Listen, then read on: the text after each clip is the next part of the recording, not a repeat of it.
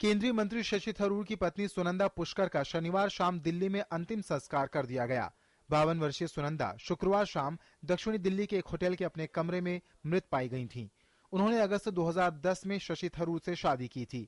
यह घटना हाल ही में सोशल मीडिया पर सामने आए उस विवाद के बीच हुई है जिसके अनुसार यह खबर आई थी कि सुनंदा अपने पति और एक पाकिस्तानी महिला पत्रकार के बीच संवादों के आदान प्रदान को लेकर बेहद आहत थीं। हालांकि दोनों ने रिश्तों के सामान्य होने की बात कही थी। सुनंदा की मौत की जांच पुलिस के अलावा सब डिविजनल मैजिस्ट्रेट द्वारा भी शुरू की गई है। कानून के अनुसार शादी के 7 साल के अंदर मौत होने पर सब डिविजनल मैजिस्ट्रेट द्वारा जांच जरूरी है। उनके शव का शनिवार सुबह दिल्ली के अखिल भारतीय आयुर्विज्ञान संस्थान में पोस्टमार्टम किया गया। पोस्टमार्टम के बाद एम्स के डॉक्टरों ने कहा कि सुनंदा की मौत सडन अननेचुरल डेथ यानी अचानक और अप्राकृतिक थी। साथ ही शव पर कुछ जख्म भी मिले हैं। हालांकि जहर के सेवन करने का कोई सबूत नहीं है। पोस्टमार्टम करने वाले डॉक्टरों के दल के प्रमुख डॉक्टर सुधीर गुप्ता ने बताया कि पोस्टमार्टम की अंतिम रिपोर्ट आने में 2 से 3 दिन लग जाएंगे।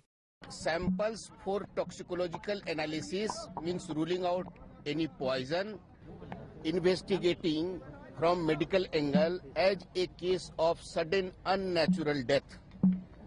In view of that, we have recorded all the injuries, videographed the whole procedure, taken the photographs of the whole procedure, and retrieved certain samples, biological samples, for toxicological analysis as well as histopathological examination.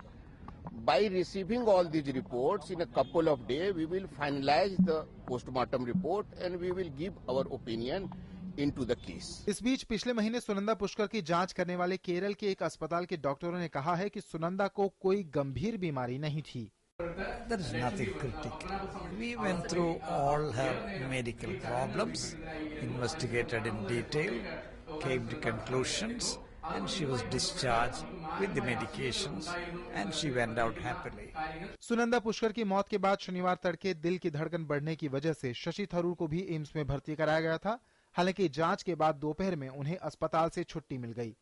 संयुक्त राष्ट्र में राजनयिक रहे शशि थरूर को साल 2009 में केंद्र सरकार में मंत्री बनाया गया था, लेकिन 2010 में आईपीएल से जुड़े विवाद के बाद उन्हें इस्तीफा देना पड़ा था। पिछले साल उन्हें केंद्रीय मंत्रिपरिषद में दोबारा शामिल कर लिया गया और अभी वे मानव संसाधन विकास राज्य मंत्री हैं। Bureau report, DD news.